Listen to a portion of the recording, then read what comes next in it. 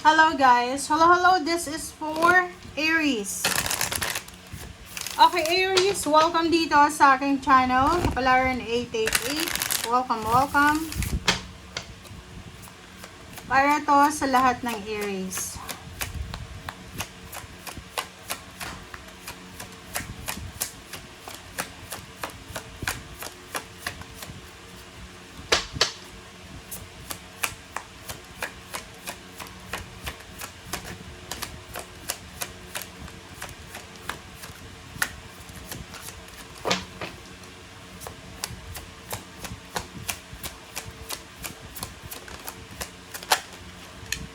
Okay, Aries, a blessing of the earth, number 1. And a blessing to ease loneliness and bring companionship. Oh, pareho kayo ng Leo.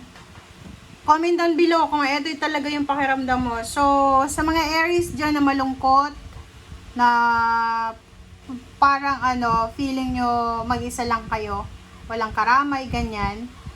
Sinasabi ng bara sa inyo na kailangan mong maging thankful, grateful kasi nandyan ka pa sa mundo, buhay na buhay ka, kicking, thriving.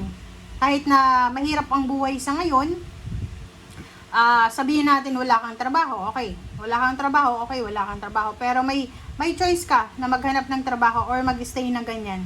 'Di ba? Alin yung mas pipiliin mo, 'di ba? So, you should be thankful. Maging thankful ka na buhay ka pa.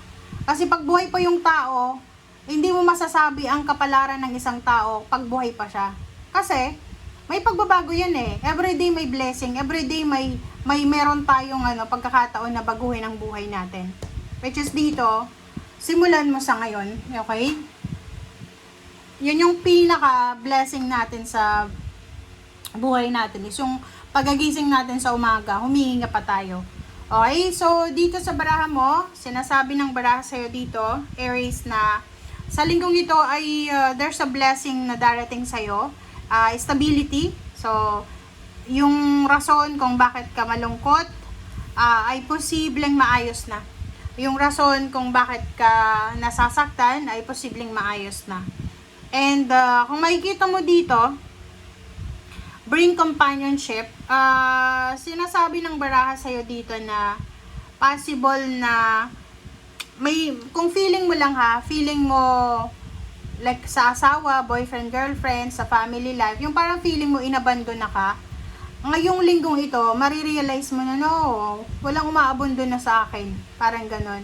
Alam nyo guys, kung may mga emotional problems kayo, huwag kayong mag-stay sa kwarto nyo, huwag kayong mag-stay sa bahay nyo, ang gawin nyo maglakad-lakad kayo. Alam nyo ba, sa Europe, guys, ang mga tao sa Europa, especially pag malapit sa bundok, okay, malapit sa bundok, malapit sa dagat, ang ginagawa nila, nag-hike sila camping, hiking, yung parang makikita mo lang sa mga bahay nila, yung nag-i-stay sa bahay nila pag Saturday, Sunday. Kasi, sa Europe, sa ibang country sa Europe, pag Sabado, tsaka Linggo, walang trabaho talaga yan. Sarado yung mall pag Sunday. So, it's family time talaga. Makikita mo lang sa bahay, yung mag-i-stay, yung mga talagang matatanda na hindi na kaya na mag-walking, mag-hiking, mag-jogging, mag-spend ng time sa beach or sa kung saan pa man na may tubig. 'Di ba?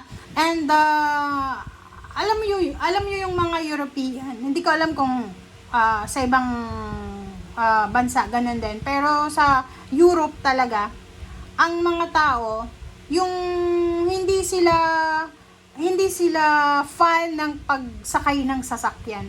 May mga sasakyan sila, pero ang makikita mo, sobrang gustong-gusto nilang maglakad. Okay? Gusto nilang maglakad kasi pag naglalakad ka kasi, naiiba yung yung mindset mo. Pabago-bago, halimbawa naglakad ka, nakita mo yung yung tree, yung kahoy. Doon yung focus mo sa kahoy, ang kulay ng kahoy is orange, ganyan. Ang kulay ng ganyan, ganito, maraming bunga, ganyan, ganito. Tapos, after mong makaalis dyan sa kahoy na yan, magbabago na naman yung isip mo hanggang sa biglang, parang feeling mo, na-relax na yung isip mo. So, ikaw, sabi ng baraha dito, bakit hindi mo itry yung ginagawa ng mga European, yung spending time with your family outside ng bahay, guys. Hindi talaga sila nag-i-stay. Kaya makikita mo, alam mo yung mga bahay sa Europa, talagang pagkagising sa umaga, parang yung kama, parang talagang nasa hotel. Okay? Nasa hotel. Kasi babangon sila, i-fix muna nila, bubuksan yung kortina, bubuksan yung bintana kasi papapasukin yung fresh air. Tapos noon, mga 1 hour, isasara na. Tapos yung maglilinis na sila. After nila maglinis, na konti lang kasi bago sila matulog, naglilinis na sila. So, maganda yung paggising nila, pagmulat. Yun yung isa sa mga rason kung bakit relax sila. And then, lalabas na sila, mag-walking. Kung may dog yan, i-walk yung dog. Tapos, kung may gym, mag-gym. After ng gym, papasok na sa trabaho, maliligo, papasok na. Ganon. Tapos pag uwi naman galing sa trabaho, kahit may mga asawa at anak yan, ayun, pupunta ng mall, hindi mall, yung talagang lugar kung saan relaxing, hindi yung talagang close na Kaya nga, yung mga kakilala ko, parang tinatanong ako, bakit sa Philippines ganon? Marami kayong mga dagat, marami kayong mga tubig, like marami kayong mga pwedeng puntahan, bundok. Bakit yung mga tao lang nasa mall? Bakit hindi nyo i-maximize yung, sabi ko sobrang init kasi, sabi ko, ganun. Pero sabi nila, alam nyo ba, na yung sunlight, blessed daw tayo kasi palagi tayo may sunlight. Okay? Lalo yung mga nasa Norway dyan, nasa UK, nasa Scandinavian country, sobrang ang dilim. Kaya, para maiwasan yung depression and anxiety, lumalabas. So, ikaw ganun din yung gawin mo. Huwag kang mag-i-stay sa bahay nyo, malulungkot ka lang 'di ba? Alam nyo, na ko yan tawag dito, in-experiment ko yan sa sarili ko, na yung, halimbawa 3 days, or kahit nga Saturday, Sunday, na nasa bahay ka lang, tapos, nakikita mo na maraming labahin, ganyan, ganito, tinatamad ka, mas lalo kang tatamarin, 'di ba? So, ang gawin mo, kilos, ganyan, tapusin, labas. Okay, walking, jogging, makipagchismisan ka sa labas. Kasi alam nyo yung mga chismosa sa labas, kung bakit sila nasa labas ng bahay, ganun yung purpose noon, para ma-relax sila. Kaya nga nagtatanong tayo, bakit yung mga chismosang to, 8 hours na sa labas? Kasi mas relaxing sa labas ng bahay kaysa sa loob ng bahay. Ganun yun. So, lumabas ka sa bahay nyo, okay? Lumabas ka sa bahay nyo, spend time with someone dyan, makipagkwentuhan ka, makipaglaro ka, ng kung ano man, kahit nga maglaro kayo ng chess sa labas ng bahay, mas relaxing yun kaysa sa loob ng bahay. Yun. Okay, inisipin mo na hindi ka nag-iisa dito sa mundo. Okay, huwag mo isipin na mag-isa ka lang. I-maximize mo kung malapit ka sa dagat, nako, punta ka sa dagat, mahiga ka dyan sa may mga cottages na yan. Higa-higa.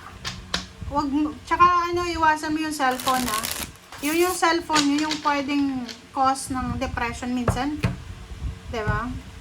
Madi-depress kasi makita mo yung kapitbahay mo, nag-post ng magandang reels. Hindi mo alam, inedit na pala yun. Or kung ano pa, 10 reels yun, isa lang yung pinost. Kasi yun lang yung maganda.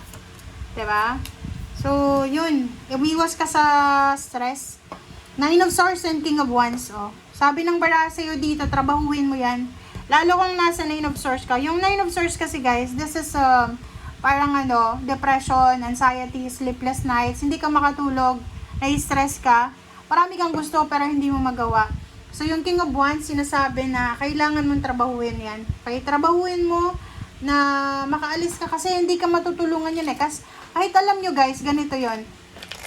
Yung may mga like may anxiety and depression, pag halimbawa feeling nila kailangan nila ng doktor, okay, pumunta sila sa doktor, binigyan sila ng medicine, pero kung yung habits mo ganun pa rin, nag-stay ka pa rin sa isang lugar, yung medicine na yun useless yun kasi mag-groggy ka lang nun, mas lalo ka lang na malulungkot.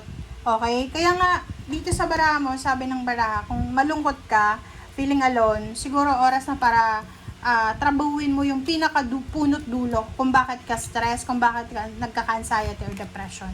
Okay? Trabahuin mo yung pinakadulo. Ano ba? Punot dulo niya. Bakit ako ganyan?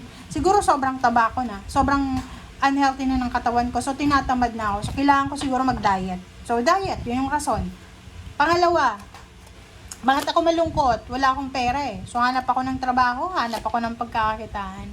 Okay? Parang ganun lang yun. Empress and Ace of Cups.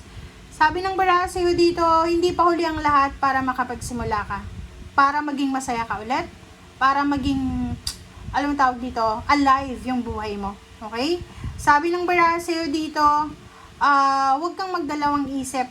Kung halimbawa na unemployed ka, tapos yung problema mo is, yun, wala kang pera, huwag ka nang magdalawang isip. Mag-apply ka na ng trabaho, kahit anong trabaho dyan, pwede mong pasukan, hanggat na yan ay legal. Hindi yan illegal. Kasi kung illegal yan, mas okay pang tumambay ka na lang kaysa gumawa ka ng illegal. Okay? Diba? Sabi ng baraha sa'yo dito, kumilos ka na daw as soon as possible. Baka magsisi ka pa kung medyo may edad ka na. Diba? So, yun. Sabi ng baraha dyan, kumilos ka na habang maaga pa para hindi ka magsisi kung kailan may edad ka na. Okay?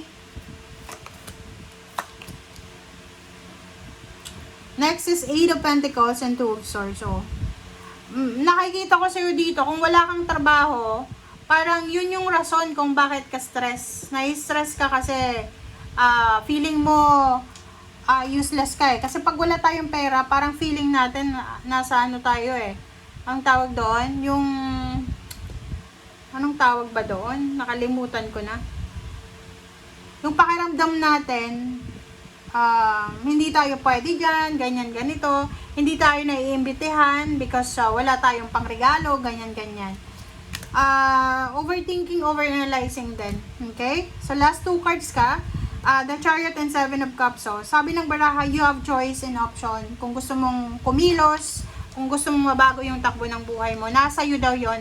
Walang kahit na sino man ang makakatulong yan sa'yo, kundi ikaw lamang. Thank you guys. Bye!